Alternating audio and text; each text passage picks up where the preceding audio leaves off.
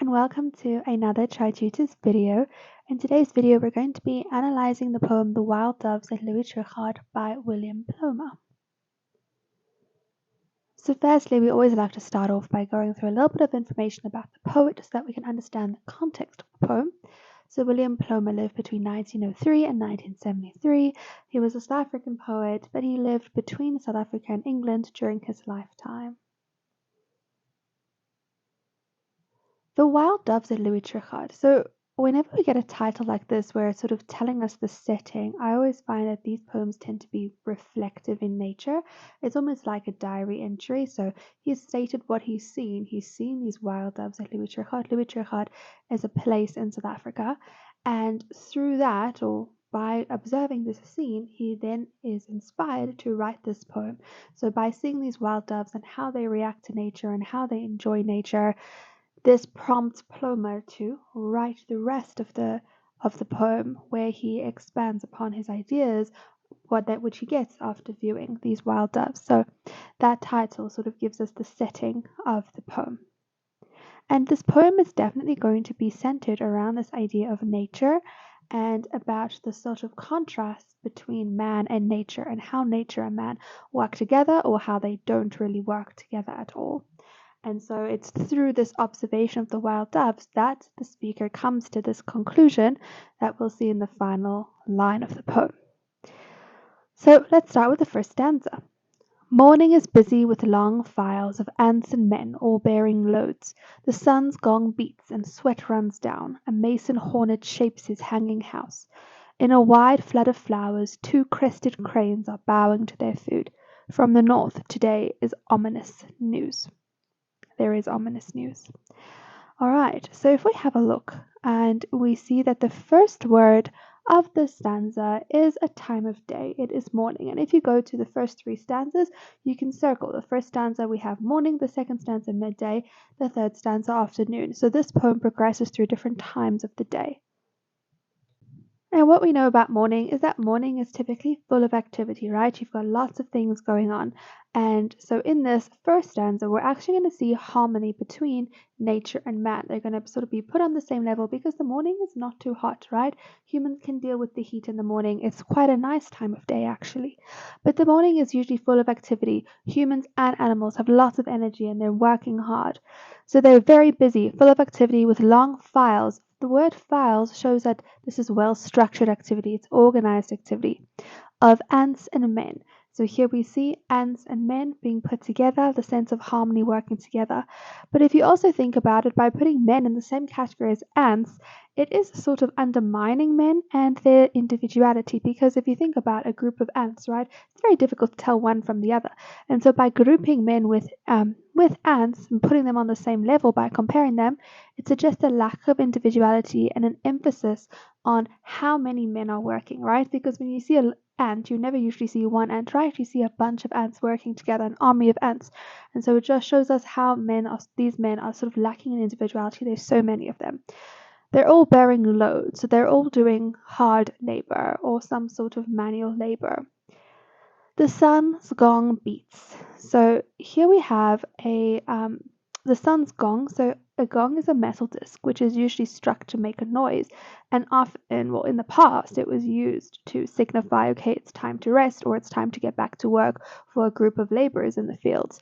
And so here it's being used as a metaphorical sense because the sun is indicating time, right? And we know this to be true, right? Before watches and clocks, and even still now, we use the sun to tell us what time it is. And so this sun's gong beats. It's showing us that the sun is so strong that it's like almost like a gong ringing. Okay, the men have to rest now because the sun is getting so strong and it's so hot and it's becoming unbearable. And sweat runs down. So there we have the sweat. So we have the effect of the sun beating and becoming hotter as the morning progresses. And this poem is going to really explore how and the differences between how humans and non-humans react to the intensity of the heat of the day. And so here we see that humans are forced to stop working and they are sweating. They are showing signs of stress from the heat. A mason hornet shapes his hanging house. So a mason hornet is a type of wasp, But a mason, if you just use mason by itself, it's actually a stone worker. And so here we have this large wasp that is shaping his hanging house. So this hornet is creating and is, building within this heat. So men are feeling sweaty, right? They're feeling uncomfortable due to the unbearable heat.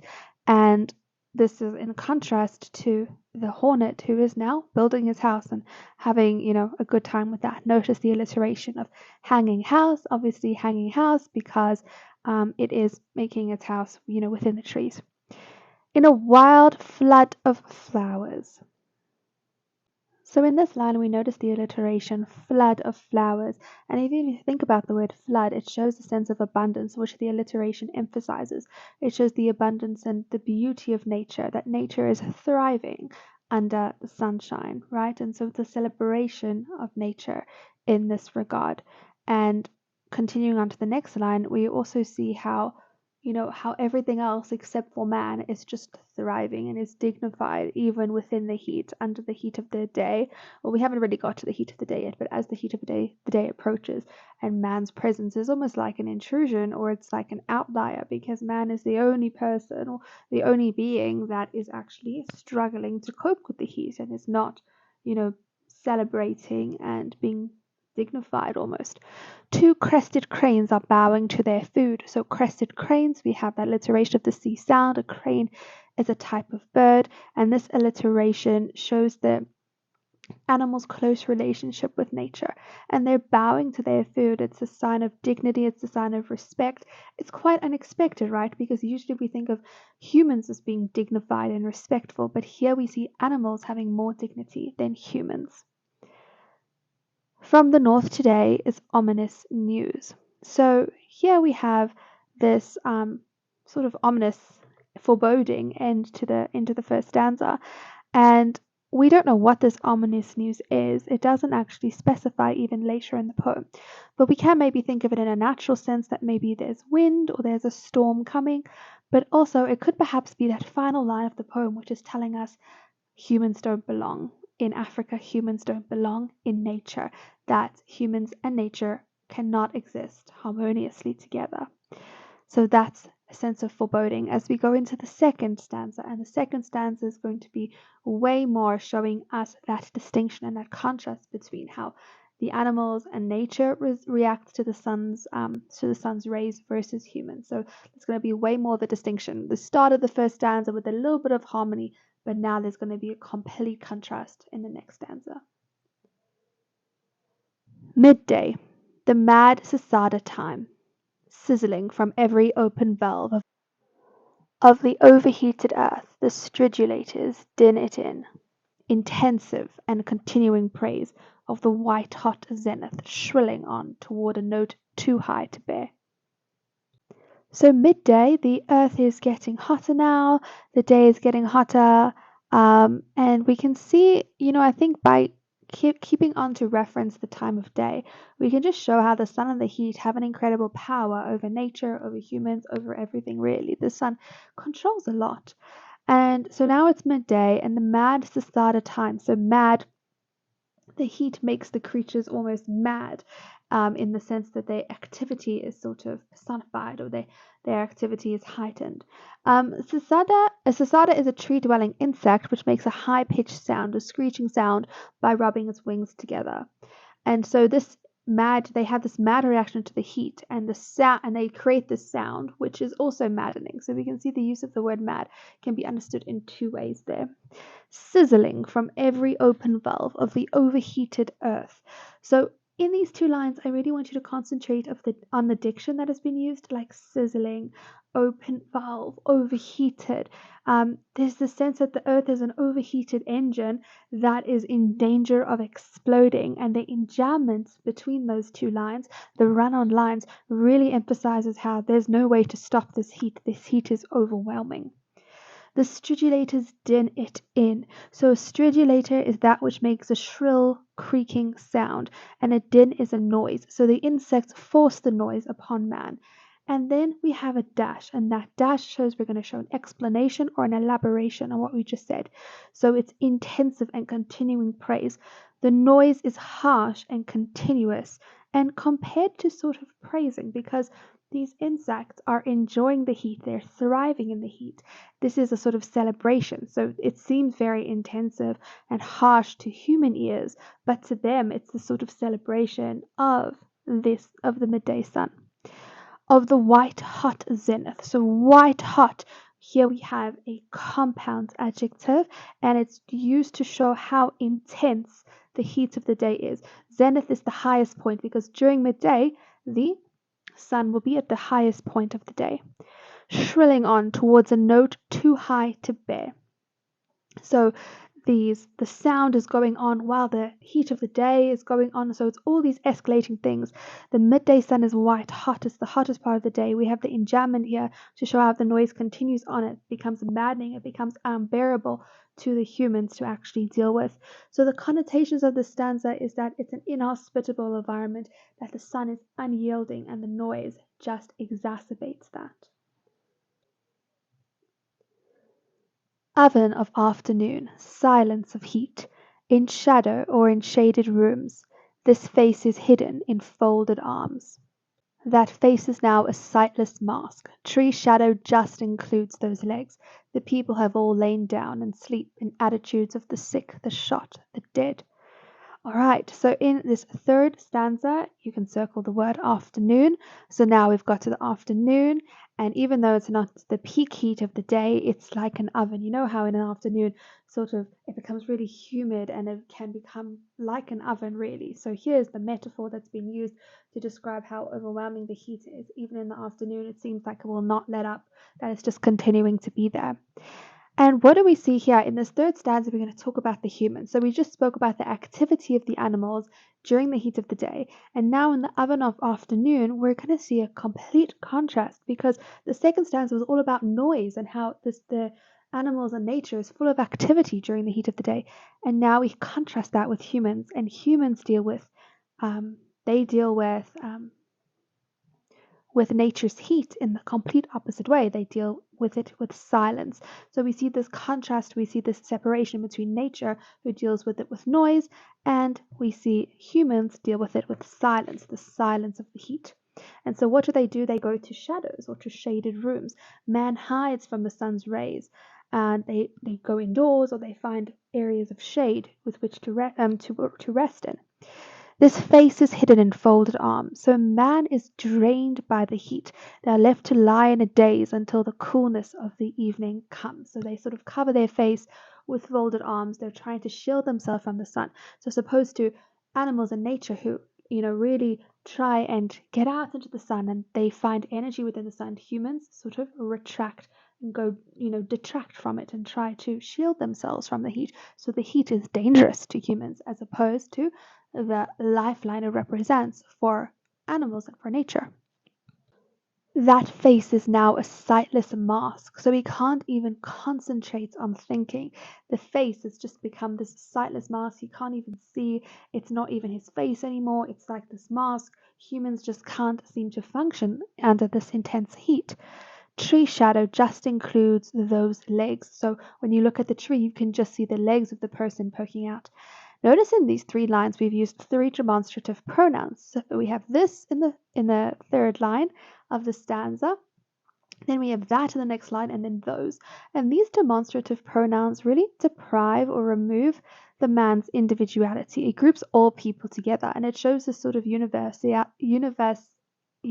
aspect of this, in that human beings all cannot cope. He's saying like there's no exceptions, and it's showing how we're all affected in the same way by the heat. So by using these demonstrative pronouns, the speaker is emphasizing taking away man's individuality to emphasize that all people react in this way and that all people can actually not function in this way. There's this disharmony with nature for all people. The people have all lain down and sleep. So man, unlike nature, becomes inactive in the heat. So this further separates man from nature. And in attitudes of the sick, the shot, the dead, I think this is such a clever line. He's saying in attitudes of, meaning that they're mimicking those who are sick, who have been shot, or who are dead, right? They are sort of lying there and they're sort of helpless, right? As someone would be if they are sick or if they've been shot or if they're dead, they're helpless. They're lying there. It's slightly dramatic. What it can also show us is that the heat is perhaps life-threatening to man, and what's bad sort of goes even worse. As he lists those things like sick being bad, the shot being shot is worse, and then being dead is the worst. But going back to sort of the literal meaning, it's showing how they're just completely helpless, lying in the heat. They can't seem to act. And now in the grove the wild doves begin, whose neat silk heads are never still, bubbling their coolest colloquies. The formulate they liquidly pronounce, in secret tense of leaves imply, clearer than man-made music could, men being absent, Africa is good. So in the final stanza, we go back to the title of the poem. So we're talking about the wild doves now that the speaker is looking at. And so he is reflecting on the previous three stanzas, and now he comes to sort of draw it all together. He says, and now in the grove, this is what he's seeing, the wild doves begin. And the doves are quite symbolic, and what they do is they offer solace or comfort or refreshment to victims of the heat. But they're singing, and the noise that they make goes back to stanza 2 of how animals and nature just thrive with the sun, and they thrive in Africa and they belong there. So we can understand that in two ways. They're going to provide sort of refreshment and comfort to victims, but they're also going to enjoy the sun, enjoy the natural environment, and that is why they sing and why their songs are so refreshing and incredible. Whose neat silk heads are never still. So neat, this shows that they're well groomed, they're composed, they're dignified. Silk is sort of fine, soft, precious material, and this is a direct contrast to what we spoke about early in the poem of how men or humans are sweaty and uncomfortable. They're in a sweaty and uncomfortable state because of the sun, as opposed to these doves who are dignified and well groomed and, in silk. And they're never still, they're always moving. So this is in contrast to man's slowness in the heat. The doves are always moving, bubbling their coolest colloquies. So bubbling has really positive connotations, being excited. And colloquies means a type of conversation. The formulate they liquidly pronounce. So if you look at all three of those words, or three important words in those two lines, we have bubbling, coolest, and liquidly. And all three of these words make you think of water. They have associations of water and refreshments. So this shows us what the song provides, but also how the doves, to them, their songs are like sort of the sense of refreshment, just like humans, or how they deal with the heat, just as humans deal with the heat by sort of drinking water. So it's offering the sense of relief. Coolest colloquies, we see that alliteration there of the C sound, and it creates a really nice rhythm. The formulae they liquidly pronounce. So the use of the word formulae over here shows that this is carefully structured noise, that it's not just random noise, it has been structured. It also shows that something as it's always been. So animals and nature have, or animals and animals have always been one with nature. They have this sort of formula that goes back all those years ago of how they sing and how they express themselves. So it's carefully structured. So once again, it shows that sort of it creates a human element to the doves, right, that we don't really expect, but it's a sense of dignity and a sense of planning and organization. And they pronounces like to announce with authority. In secret tense of leaves imply. So the doves being in secret tense suggests that man is unaware of their whereabouts. They live within their own culture and are much more than what man merely sees of them, right? So it's this idea that humans don't really understand nature. There's this separation, there's this divide. They seem to go off and live in secret, and men only hear their songs. But actually, the doves have this whole sort of civilization, this whole sort of other life, clearer than man-made music could. And here we see this in parentheses, we see this in brackets. And so it's serving as almost an aside, and an aside in this context means a sort of personal comment by the writer. So it adds that sort of conversational tone, but it's this sense of him adding a little element of truth here. He's saying the sounds of the doves are natural and they're better and more effective than man-made music, than human music, right? That natural sort of music is far superior. And then we get to the final line, which really sums up the entire essence of the poem and the message, which is men being absent, Africa is good. So in man's absence, in human's absence, Africa or nature is good. And so the speaker is relating, well, if he's gone from the first stanza showing some sort of harmony with nature to the last stanza, he says there's no synchronicity, nature and man are no longer in sync, and that with men leaving, with humankind leaving Africa or leaving nature, it would actually be good because they won't be intruding upon nature, they won't be intruding on Africa, and Africa and nature can thrive as it was or as it is. I'm sure you've noticed a lot of alliteration in this poem with regards to when we're talking about the animals. And the alliteration here emphasizes the calmness and the ease with which the animals can exist in the severe heat, as if it's sort of an everyday thing, which is a contrast to the awkwardness and inactivity of the men during the day. So it's this idea, this suggestion being made through many elements, through many poetic devices, how man does not belong in nature, does not belong in Africa. So in terms of the structure and form of the poem, each stanza is ordered in a sequence. It starts with the morning and ends in the late afternoon to ultimately bring about the conclusion that Africa is good when man is not present. It's a free verse poem because there's no particular rhyme scheme going on. The theme and the message is how man and nature cannot or do not coexist in harmony, and about the supremacy of nature. Man does not belong. The tone of the poem, I mean, it's quite a descriptive poem, so you can talk about it being reflective, contemplative. There's a tone of admiration towards nature. It's a critical tone, it's a candid tone. And the mood in the first stanza is quite harmonious. In the second stanza, it's more intense. In the third stanza, there's a mood of defeat and lethargy. And the fourth stanza, there's a mood of calmness. Thank you so much for watching. I hope that you found this video helpful. Please remember to like the video and to subscribe to the channel, and I'll see you in the next video.